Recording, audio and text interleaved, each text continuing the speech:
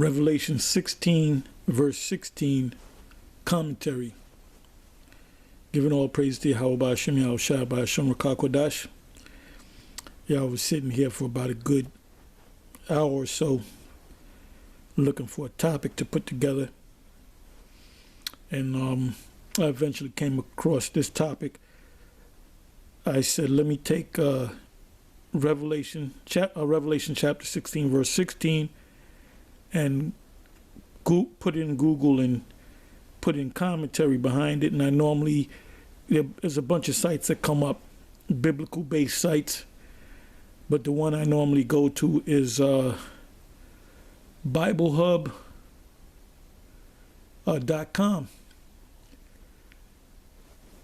And it'll give me the commentary. It'll give you a bunch of different commentaries. What I'm going to do is, okay, this is Revelation 16 at the top of the page. It says, and he gathered them together into a place called in the Hebrew tongue, Armageddon. So that's the verse right there. So you have different sections cut up. You got commentaries cut up into different sections under different schools of thought of various so-called experts.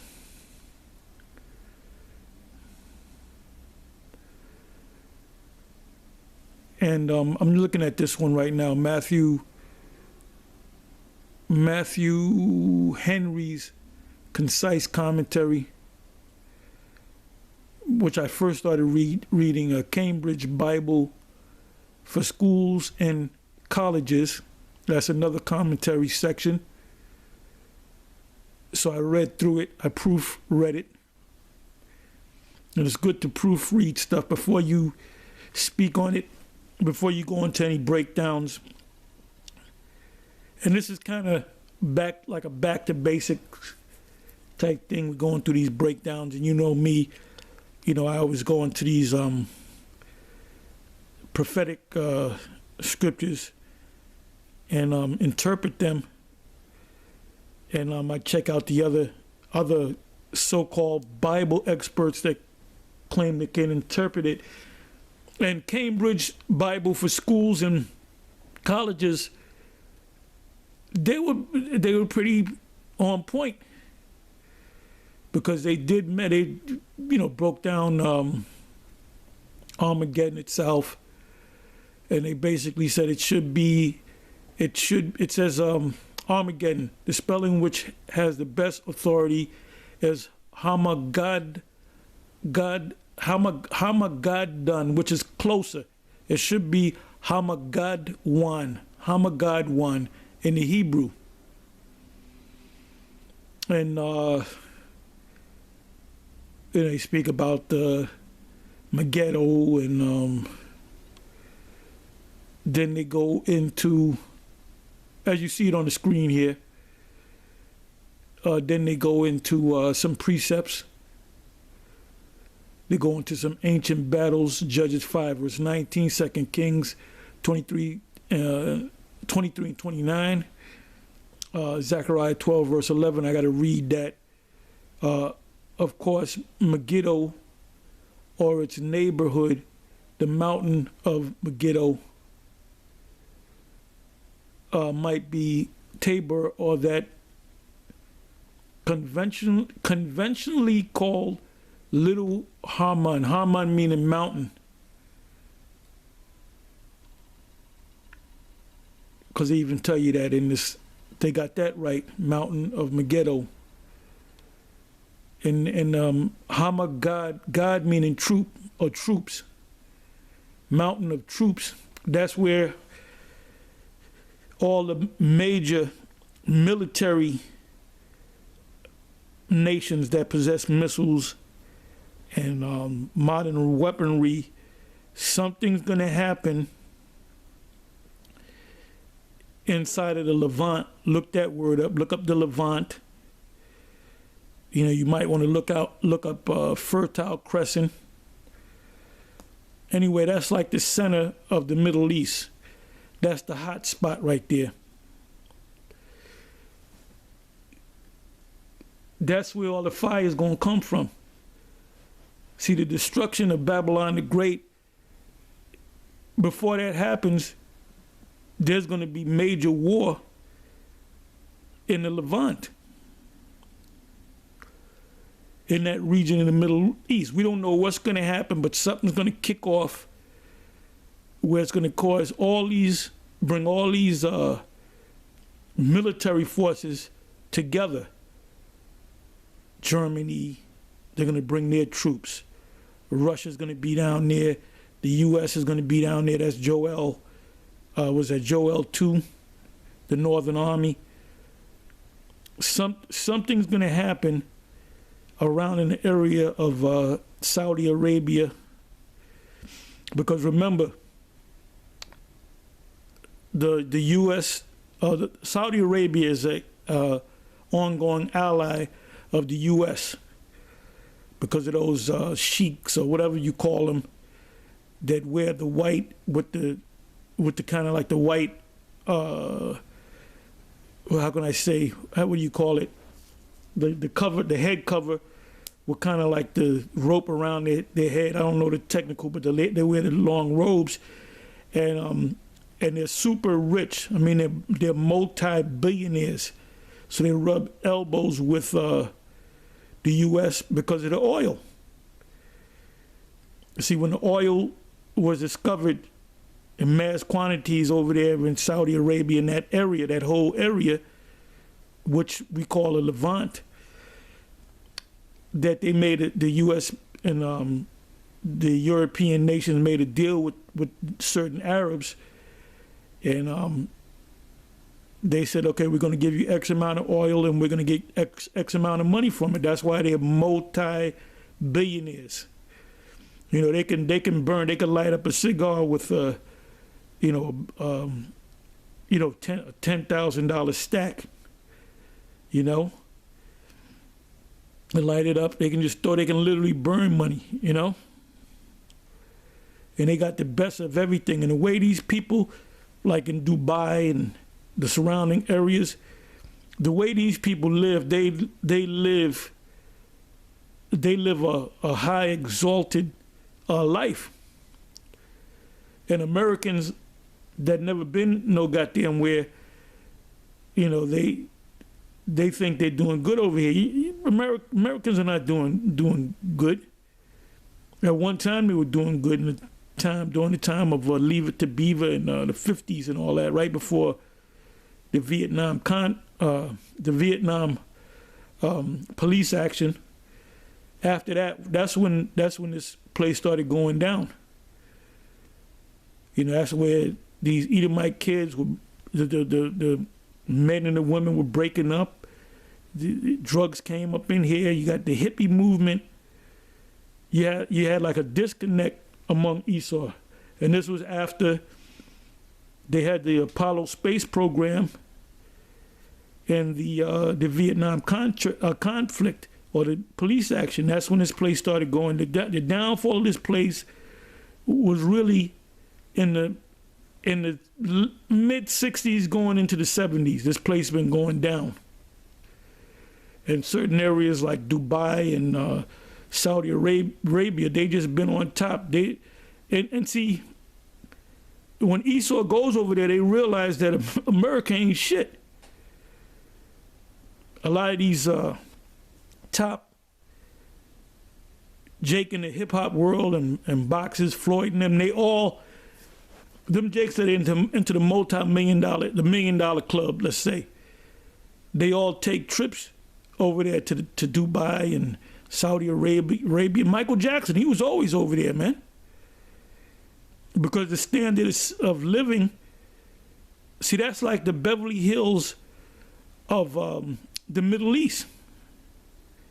And it goes back to the oil.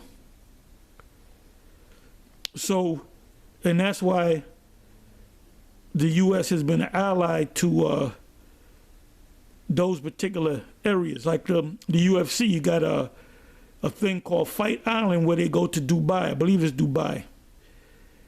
And And the reason why Dana White does that is because these multi-billionaires, these Arabs, they take up the bill for everything because they got money, because they like that UFC's gladiator stuff.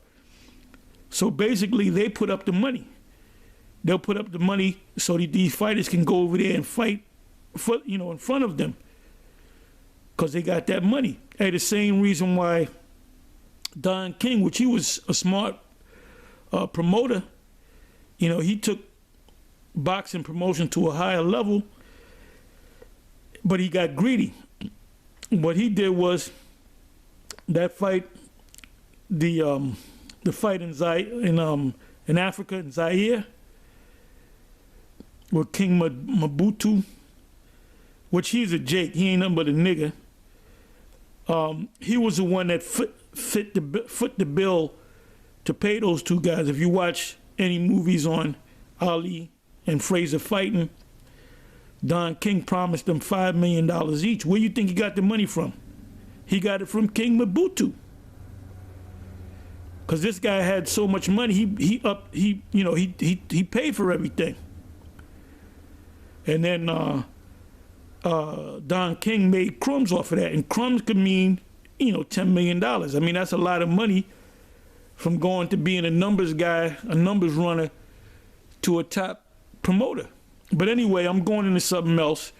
But the troops are going to come down there, and they're ultimately all hell is going to break loose down there, and then it's going to spill out, and ultimately the Babylon the Great will be hit and destroyed.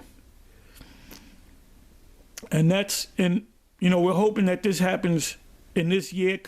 We could be here another year or two, another 3 years, 4 years.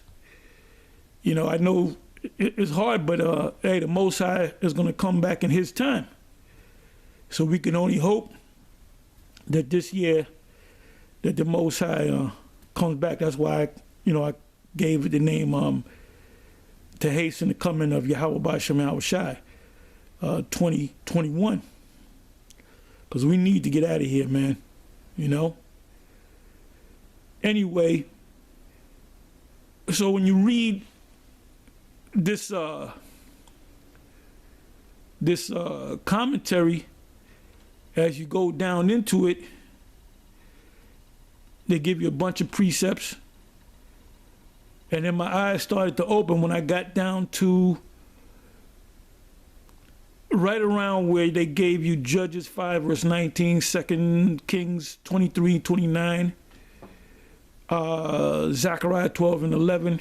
So it goes on and says, of course, Megiddo, or its neighborhood, the mountain of Megiddo, which is Hamar, is a mountain in the Hebrew, might be Tabor, or that conventionally called Little Haman, which means little mountain, may be the destined scene of the gathering and overthrow of the anti-Christian powers. So they're thinking that there's going to be a guy called Joe Antichrist, and he's going to have his own personal army. No. There's no such thing as no one guy known as the Antichrist. But when we read it with understanding, let me read that again. It said the destined scene of the gathering and overthrow of Esau's power structure, and the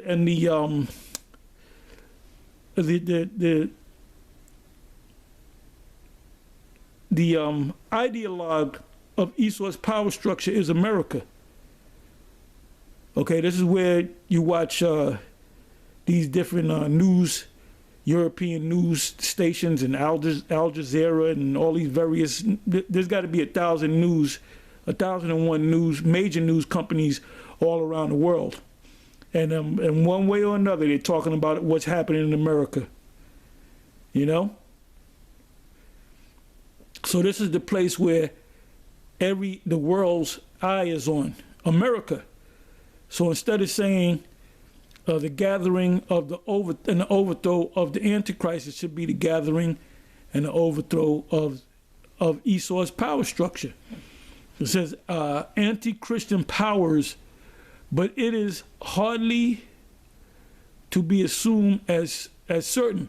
In Zechariah 14:4-5, so when I saw this precept, I said, these Edomites know that this system is done, and they know they're the devil.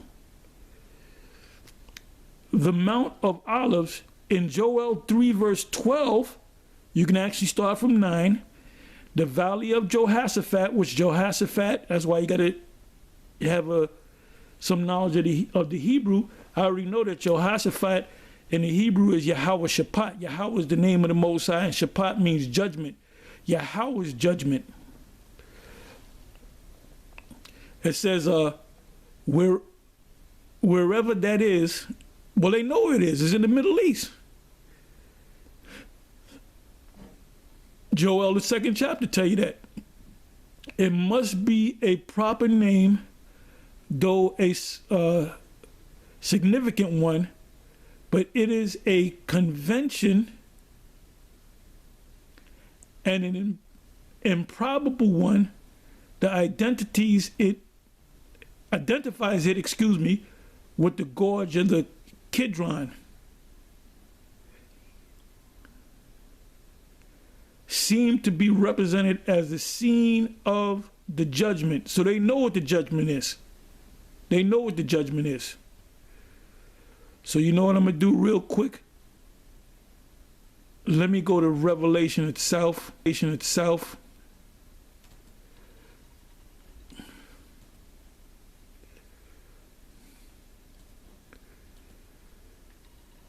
And I'm not going to read the whole 16th chapter. I'm just going to go right to the point.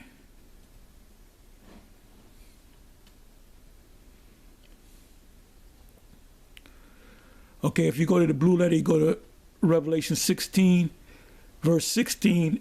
The headline says Armageddon. So it says Revelation 16, verse 13.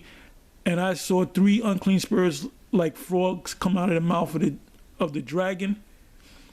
And the original dragon represents Roman Empire, but the word dragon is interchangeable with the beast, which you had the first beast, which is the Roman Empire, then you have this beast, which is this current system.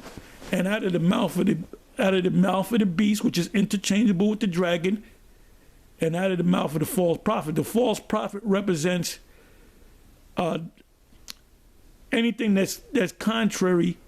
Well, Christianity, that false Christianity, the number one religion being the Roman Catholic Church. That's why you got people saying that the Babylon is Vatican City, or they'll say Babylon is Vatican City, or they'll say the Hua in Revelations Vatican City. No, it's not. It's America. It's this place right here. It says, "For they are the spirits of devils working miracles, which go forth unto the kings of the earth and of the whole world to gather them to the battle of the great day of the Most High Almighty." That's what we're waiting for. First is going to be the mass chipping, which they're doing it right now. They're getting the world conditioned to taking the chip. And then there's going to be the gathering. Something's going to happen where it's going to cause all these major military nations to come together down in the Levant. And then that place is going to explode. And then when the smoke is cleared, there's going to be certain areas around the world that's going to be destroyed, that's got to be built back up, including Israel. But the U.S. is going to be completely and utterly destroyed, and it'll never be built up. So this is the mindset. Even the Apostle Peter said that in 2 Peter 3, when you start from the 10th verses around about the 12th verse. It said, seeing that these things shall, I'm paraphrasing, shall take place, what type of person ought you to be in all holy conversation. So this is what we're supposed to be talking about. This is the thing that's supposed to lift us up. Not talk, and he played the harp. We're supposed to be, the scriptures say, be occupied in prophecy. It says, 14 verse, for they are the spirits of devils working miracles which go forth unto the kings of the earth and of the whole world, in an oikoumene sense, the whole planet, to gather them to the battle of the great day of the Most High Almighty. Behold, 15 verse, I come as a thief, blessed. And the Most High is not going to come as a thief to us because we're constantly watching. We're watching everything. You know, if you miss a day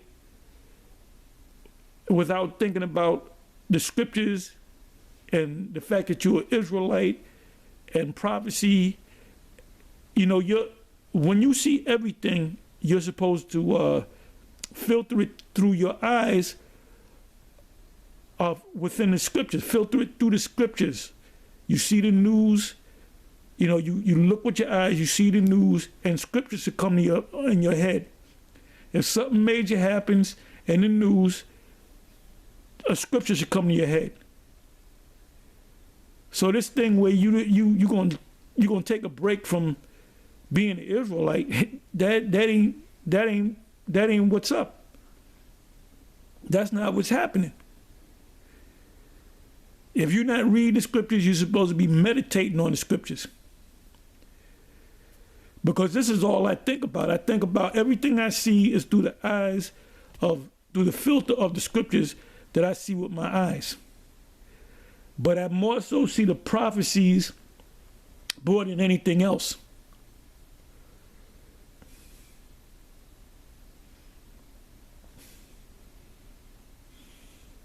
That's why you got other camps bucking up against what we're saying about the mark of the beast being a microchip. And like I said this many times, I'm gonna keep saying it. When they actually line you up for you to get the chip, whether it's this vaccine or whether it's an actual chip or whatever, they're gonna physically put something in you. And that's the hour of temptation. What are you going to do? Are you willing to be thrown in a concentration camp pursuant to Revelation 2 verse 10? Are you ready to have your head chopped off pursuant to Revelation 20 verse 4? Are you ready to be outside the grid?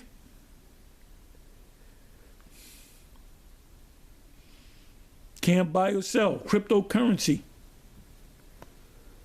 That's what you're going to buy and sell with. Cryptocurrency is going to be in you.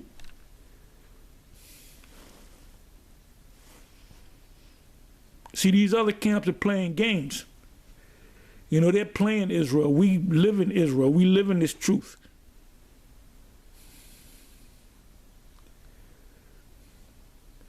Revelation 16 verse 15, behold, I come as a thief, blessed, not to us, because we're watching, we're looking up in the heavens. Sometime I'll get up 3 in the morning, look up in the heavens, see if I see chariots. 15 verse again, behold, I come as a thief, blessed is he that watcheth and keepeth his garments. What are your garments? This truth. All of you dudes out there that came into this truth, whether you won Westers 20, 30, 40, whatever, how many years ago, all of you men that came into this thing and you took a break, you disappeared, you did a disappearing act. What you ultimately did was took your garments off and we see your ass butt naked.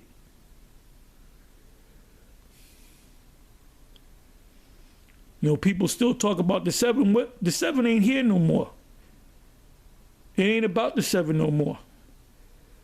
It's about the current prophets who are here now prophesying, man. Ain't none of the 7 prophesying this truth right at this time. Just keeping it real. Scripture says, others have entered into thy labor.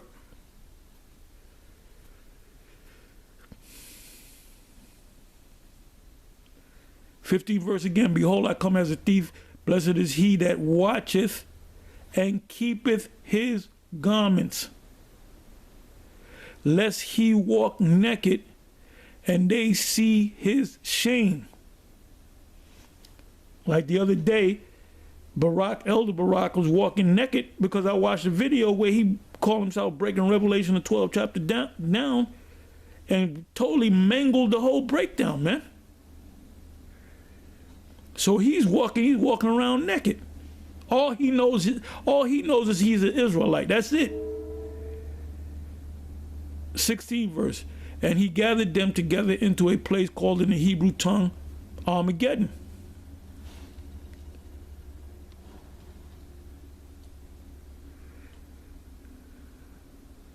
Let me go to the 17th verse.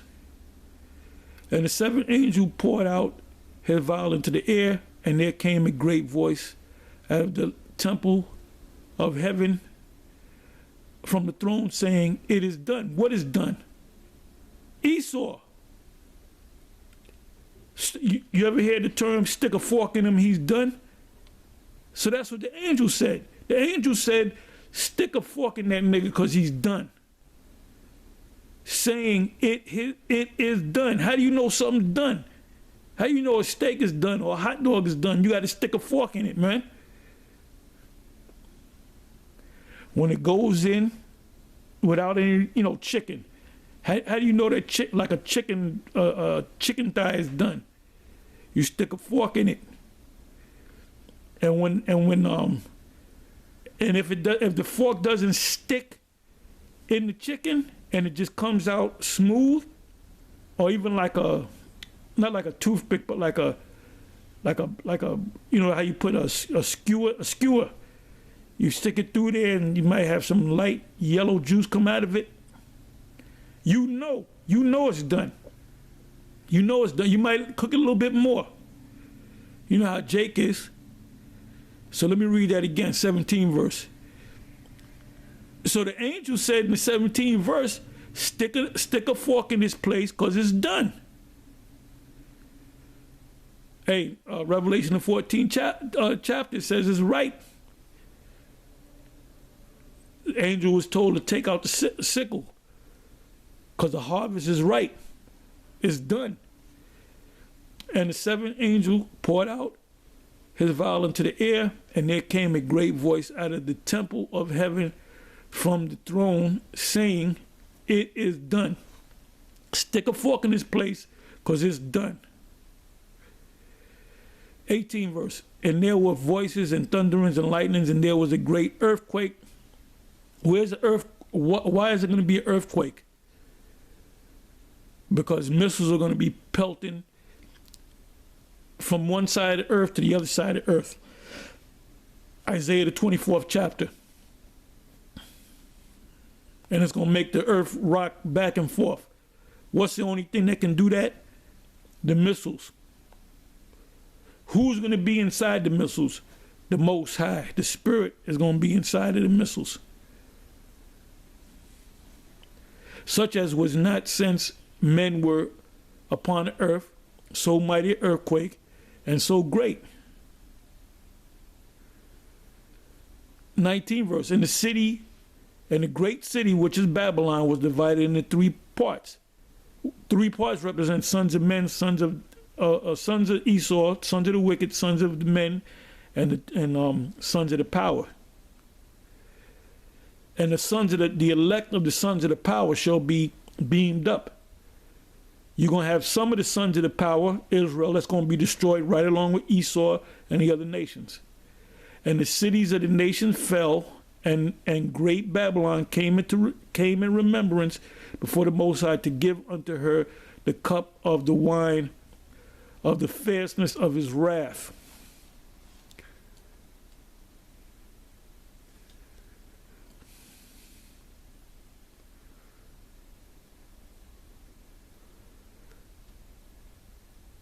It says 20th verse, and every island fled away, and mountains were not found. Other governments were not found, because there's going to be one government, which is the government of Israel.